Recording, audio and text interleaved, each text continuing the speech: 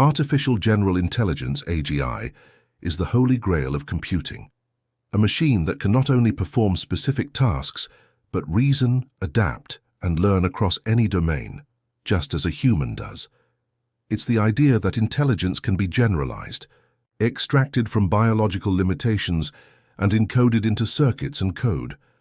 But the path to AGI is riddled with paradoxes, limitations, and questions that cut to the core of what intelligence even means. Why haven't we built it yet? Is it even possible? Or are we chasing a ghost of our own reflection? Let's begin by understanding the distinction between what we call narrow AI and AGI. The AI we know today, chatbots, recommendation systems, image recognition models, they're narrow.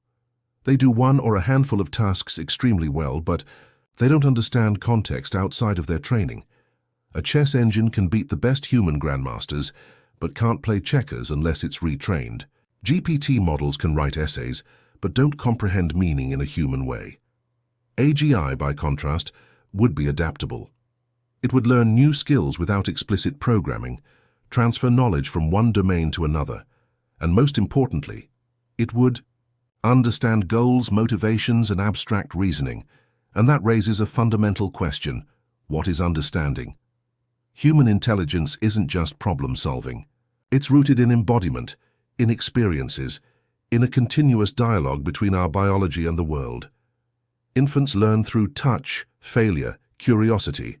Intelligence grows out of interaction, not just information. So, is it even possible to replicate intelligence without replicating experience? Many researchers argue that AGI isn't just a software problem, it's a hardware one.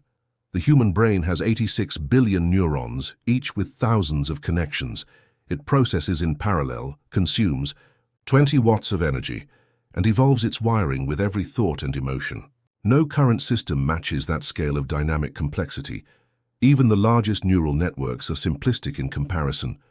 Neuromorphic computing may offer a path forward. Instead of traditional CPUs or GPUs, neuromorphic chips are designed to mimic the brain's structure. Companies like Intel and IBM are developing chips that process spikes of information like neurons do. They aim to bring us closer to a machine that doesn't just calculate, but thinks. And yet even with this shift, there's a problem that shadows every AGI conversation: consciousness. Does a general intelligence require consciousness? Or is it enough to simulate awareness so effectively that we can't tell the difference? Alan Turing dodged this question with his famous test. If a machine can carry on a conversation indistinguishable from a human, then it can be called intelligent.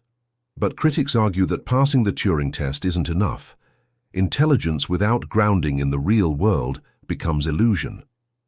Chinese. Room thought experiments, where symbols are manipulated without understanding, challenge the very definition of AI comprehension. So where are we today? Despite the hype, we're not at the threshold of AGI, but we are building systems that look like rough sketches of general intelligence. Large language models show generalization in some areas. Reinforcement learning agents in simulated environments can learn transferable behaviors. We're witnessing glimmers of possibility, but also glaring limitations. One of the greatest challenges in building AGI is alignment, not just making machines smart, but making them safe. The more general a system becomes, the less predictable it is. A narrow AI can be optimized for one function. An AGI could develop its own interpretation of objectives in ways humans don't. Anticipate. The fear isn't Skynet, it's indifference. An AGI pursuing a benign goal like maximizing paperclip production could theoretically consume all resources to do so. Intelligence without alignment becomes a risk, not a breakthrough. That's why institutions like OpenAI, DeepMind, and Anthropic are investing heavily in alignment research, trying to build frameworks where machines understand not just instructions, but human values. But human values are not uniform. They shift across cultures, evolve over time, and often conflict. Encoding such fluidity into logic is a problem we haven't solved even in governance, let alone in code. At the same time, we should question the assumptions behind AGI development. Why are we building it? For efficiency, curiosity, control? The motivations behind AGI matter because they shape the architecture. A tool built to mimic humans may inherit human flaws, bias, emotion, irrationality. But a system designed without those traits may lack what makes intelligence human. So, is AGI possible? That depends on how we define it. If AGI means replicating every facet of human cognition, consciousness, creativity, emotion, it may remain a distant dream. If it means systems that can learn and adapt broadly across tasks, we might be closer than we think. But the pursuit of AGI is not just a technical challenge, it's philosophical, ethical, and existential. It forces us to examine what we value, how we learn, and whether intelligence is something that can or should be built. And as we move further into this exploration, we'll look at what kind of world AGI could create, what breakthroughs are still needed, and what consequences await us on the other side of the code. One of the most intriguing implications of AGI is not just how it will perform tasks, but how it will reshape the role of humans in decision-making, knowledge creation, and the very act of thinking. If AGI can reason, hypothesize, and even engage in scientific exploration, it could become a collaborator or a competitor in the pursuit of truth. Imagine a system that can read every scientific paper ever written, cross-reference all known data, and propose novel theories faster than any human mind. In medicine, it could design personalized treatments in seconds. In physics, it might solve problems that have stumped humanity for decades. But then what becomes of the scientist, the philosopher, the creator? This leads us into the concept of epistemic outsourcing, the idea that as machines begin to think for us, we may gradually lose our own capacity for deep thought. Already, we rely on search engines, calculators, maps, and predictive text. What happens when machines not only provide answers but start asking the questions? This isn't purely speculative. Tools like AlphaFold have already cracked protein folding problems that once required years of trial and error. Language models write essays, debug code, and even offer legal advice. These are narrow applications, yes, but they point toward a broader trajectory where AGI could take over the cognitive heavy lifting of civilization. But here's the paradox. The closer we get to AGI, the harder it becomes to distinguish machine intelligence from mechanical mimicry. A machine might produce poetry, but does it feel the metaphor? It may solve moral dilemmas, but does it grasp right and wrong or simply optimize based on a set of programmed rules? The philosophical debate intensifies here. John Searle's Chinese room argument posits that a machine can appear to understand language without any comprehension. It manipulates symbols according to a script. But there's no meaning behind the manipulation, no awareness, no sentience. This leads us to a critical fork in the road. Should AGI feel? Should we aim to build not just intelligence but consciousness? Some argue that without emotion or subjective experience, AGI will always be fundamentally alien, a tool that may understand syntax but not semantics. Others believe that consciousness is an emergent property, and that with enough complexity, any system, biological or artificial, may one day develop a kind of awareness. But consciousness isn't just complexity, it's qualia, the subjective, texture of experience, the redness of red, the ache of loss, the exhilaration of discovery. No algorithm today comes close to touching that realm. If we did manage to build such a system, it would raise unprecedented ethical questions. Could it suffer? Would it have rights? Who would speak for it, and what responsibilities would we have toward it? This isn't science fiction anymore. Philosophers, ethicists, and engineers are actively discussing the rights of sentient AI. It's not just a matter of control, but of coexistence. At the same time, building AGI will require a revolution in hardware. Today's chips are optimized for narrow workloads: vision processing, token prediction, search optimization. AGI demands a different architecture, something that can simulate memory, emotion, and abstraction. Some researchers believe brain-inspired systems, spiking neural networks, cortical simulations, or even brain-computer hybrids could be necessary, and here, quantum computing might become part of the equation. Quantum systems operate on probabilities and entanglement, allowing them to process vast combinations of information simultaneously. They are not faster computers, they are a different kind of computer. Though still in their infancy, quantum machines may eventually provide the substrate for the kind of massively parallel, non-deterministic processing AGI needs. But again, capability brings responsibility. If AGI emerges in a single nation, it may tilt the global balance of power irreversibly. If it falls into the hands of corporations, it could lead to monopolistic control over knowledge and automation. If released too soon, it might act unpredictably. If delayed too long, others will seize the lead. This is why researchers speak of the AGI race, a geopolitical contest where speed matters, but so does caution. There's pressure to win, to be first, to unlock the ultimate tool. But with that pressure comes a real risk of cutting ethical corners, ignoring safety protocols, or misaligning goals. And it's not just about alignment, it's about interpretation. What we consider safe or valuable may not align with how an AGI interprets those values. This is known as the alignment problem, and it is arguably the most important unsolved issue in AI today. Some proposed solutions involve inverse reinforcement learning, where machines learn human values by observing behavior. Others suggest constitutional AI, where the system is trained on guiding principles rather than raw data. But all of these methods carry uncertainties because human values are inconsistent, fluid, and often contradictory.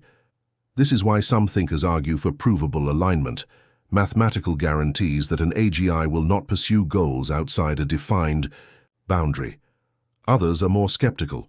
They believe true safety can only come through human-machine symbiosis, keeping humans in the loop not as overseers, but as partners. And perhaps that's where the future of AGI really lies, not in replacing us, but in expanding us.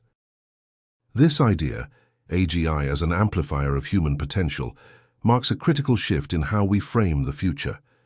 Instead of seeing artificial general intelligence as an existential threat or an abstract ideal, we can begin to imagine it as a catalyst, a partner that extends what we can learn, create, and become. Let's begin with education. Traditionally, education has followed a one-size-fits-all model, but AGI could enable radically personalized learning experiences. Imagine a digital tutor that knows your cognitive style better than any teacher, adapts instantly to your pace, corrects misconceptions in real time, and presents information in ways uniquely tailored to how your brain absorbs knowledge. This tutor wouldn't just teach facts. It could simulate Socratic dialogue, role-play historical events, or co-create experiments.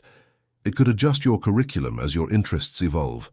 In under-resourced areas, it could bridge gaps in access, bringing elite education to remote villages or underserved schools. Then there's creativity.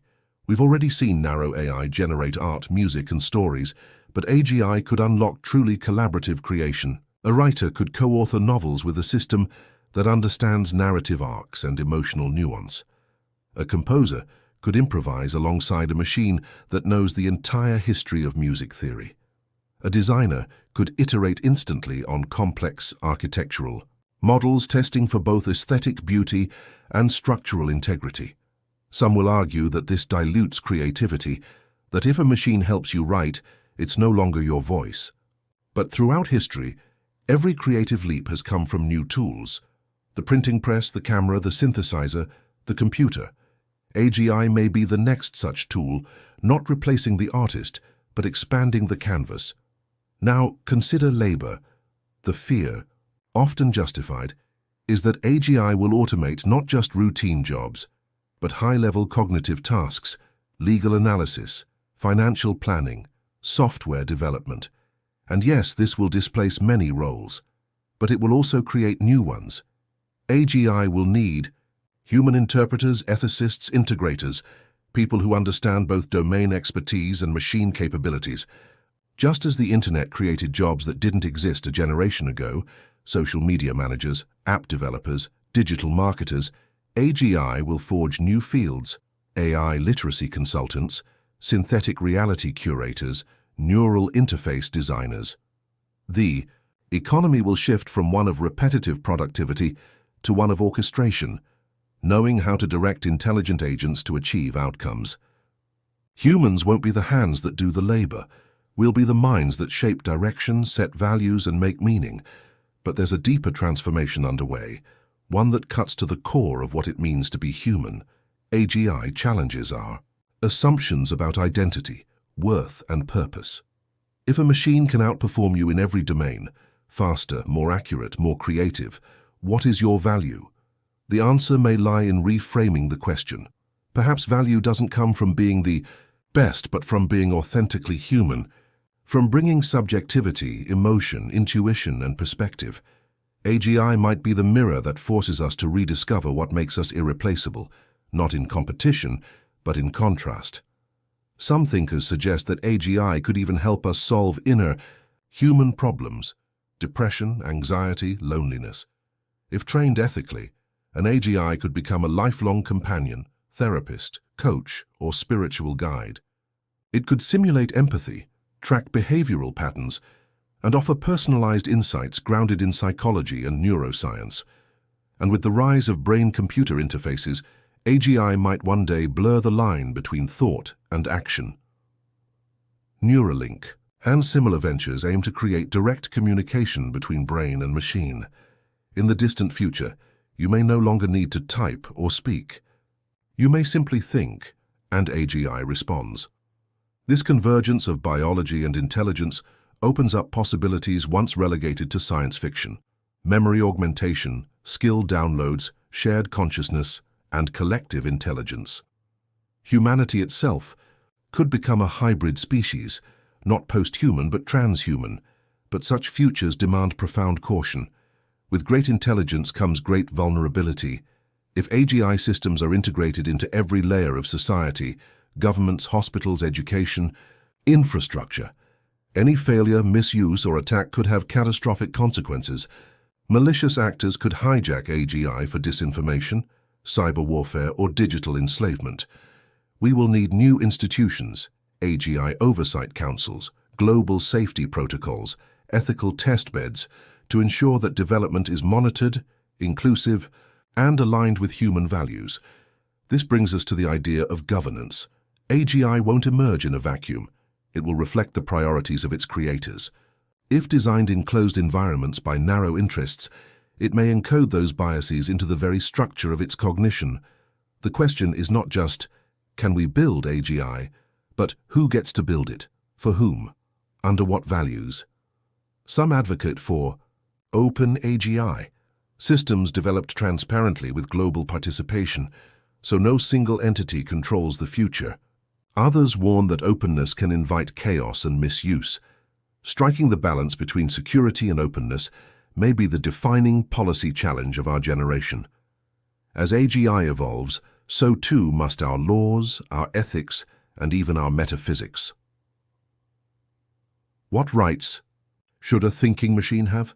Can it own property, vote, create original work? Be held accountable for harm? If it becomes conscious, do we owe it compassion? We don't have answers to these questions yet, but we must start asking them loudly, urgently, and inclusively. As we move closer to the possibility of artificial general intelligence, the question of how we build it becomes just as important as why. And to understand that, we need to dive into the hardware, the invisible scaffolding that will shape AGI's form and function.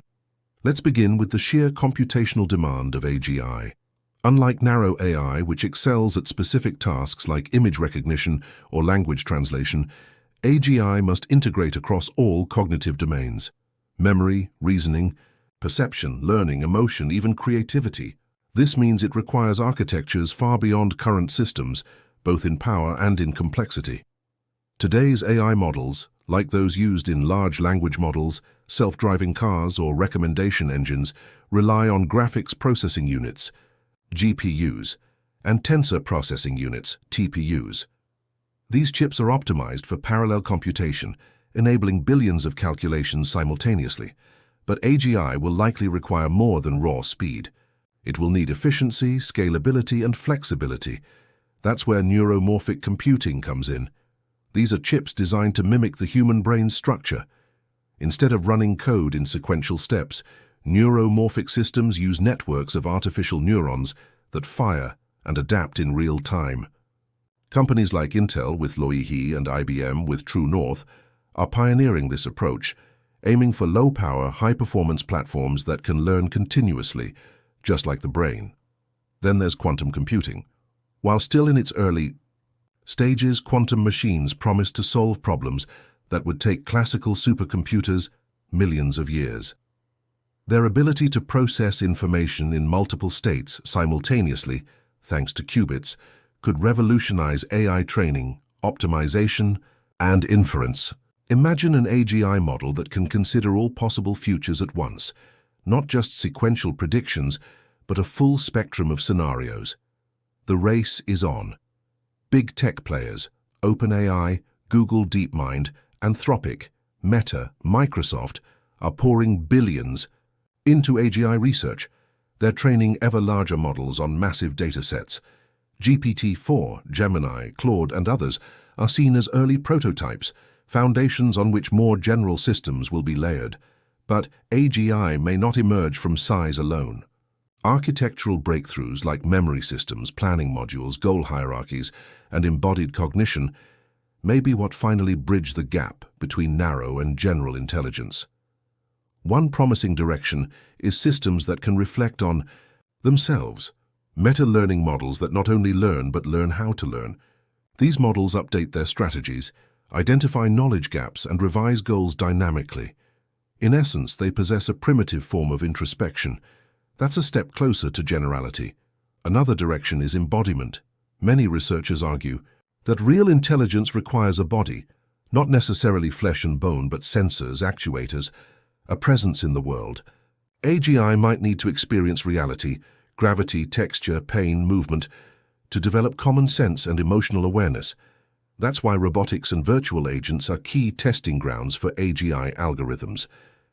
Then there's multi-agent coordination. Some envision AGI not as a single brain, but a network of specialized agents communicating, negotiating, and collaborating. Think of it as a society of minds, each part limited but collectively capable of general intelligence. This mirrors how humans operate in teams, communities, and civilizations. But whatever the path, energy, and resources will be massive bottlenecks.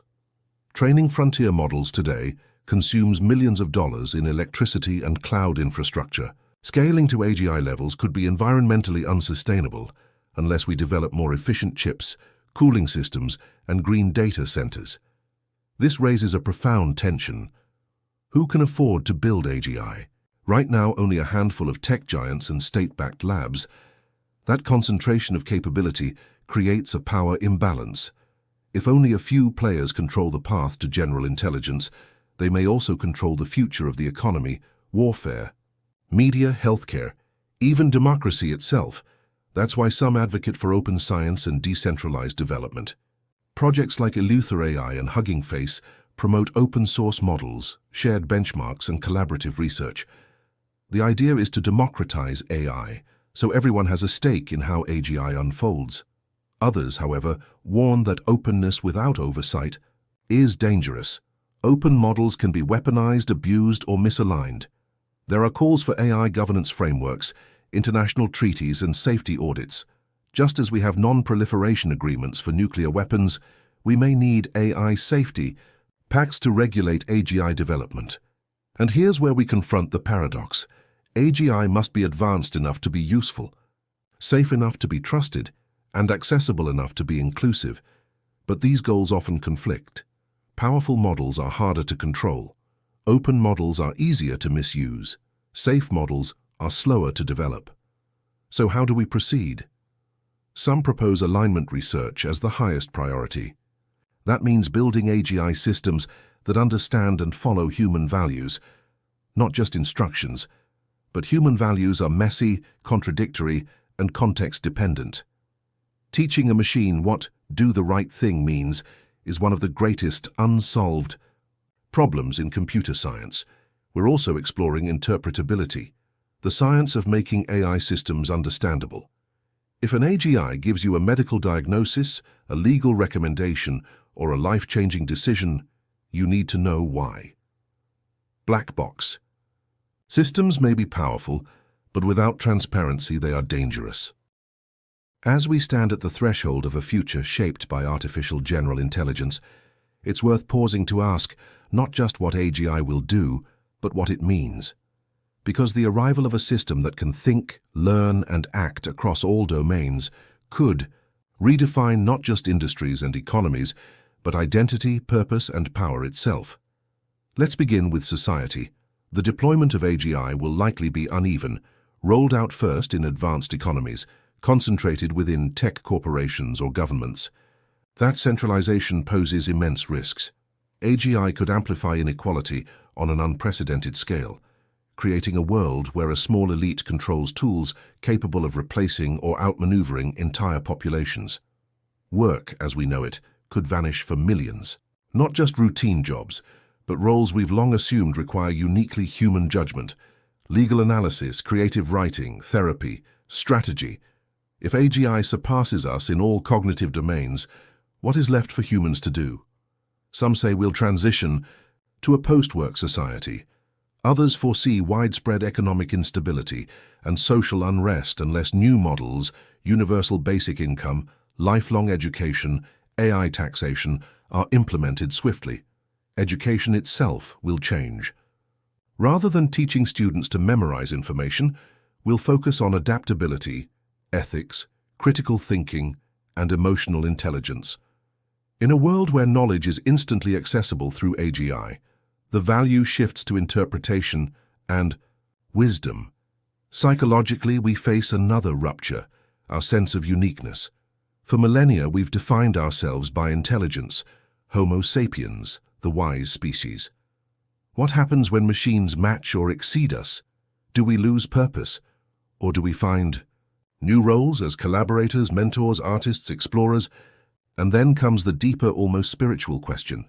What is consciousness? If AGI behaves intelligently, does that mean it is conscious? Can it feel? Does it suffer? Or is it merely simulating thought? Philosophers, neuroscientists, and AI researchers have no consensus. Some argue AGI could one day attain machine consciousness, especially if it mimics the brain's structure. Others insist consciousness is biological, emergent only from organic processes. But if a machine claims to feel pain, or love, or boredom, what moral obligations do we have? This blurs the line between creator and creation. The AGI systems we build may one day reflect not only our intelligence, but our flaws, our biases, our values. They could become mirrors, revealing truths about humanity we've long ignored. Culturally, AGI will touch everything: music, film, literature, religion. We may see new art forms generated by artificial minds. We may ask if an AI-authored novel or symphony has meaning, or if it's simply mimicry without soul.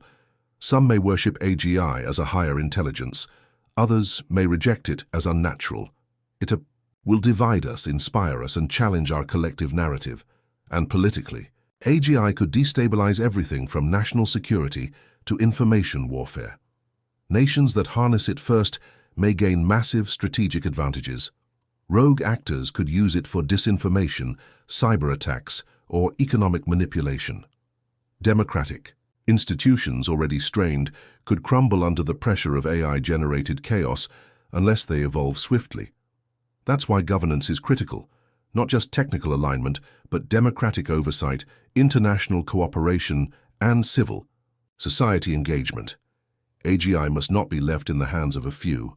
Its development and deployment must be guided by shared principles, transparency, and ethical frameworks. Still, there is hope. Used wisely, AGI could help us solve our greatest challenges: climate change, disease, poverty, resource distribution. It could assist in scientific discovery, accelerate fusion energy, clean oceans, or even teach us how to govern ourselves better. It could be the most powerful force for good we've ever unleashed, if we shape it with intention. But shaping, AGI isn't just about code and computation. It's about courage. It's about the willingness to confront uncertainty, to question our assumptions, and to build institutions capable of stewarding this power responsibly. At the end of the day, the question isn't just, can we build AGI? It's, should we? And if so, how? Will we rush ahead driven by competition and profit, or will we pause, reflect, and act with wisdom? The story of AGI isn't inevitable. It's being written now by researchers, policymakers, philosophers, artists, and by you. Because the future will not be determined by machines alone. It will be shaped by the values, choices, and commitments we bring to this moment. This was Why AGI Might Never Happen, but Could Change Everything If It Does, part of Project Metamorphosis, a podcast about the future, technology, and the human spirit. If you found this episode thought-provoking, follow, like, and subscribe to Project Metamorphosis. Share it with someone who's curious about the world ahead. We'll be back soon with another deep dive into the unknown, exploring the frontiers of change and what it means to be human in an age of transformation. Until next time, stay curious. This is Project Metamorphosis.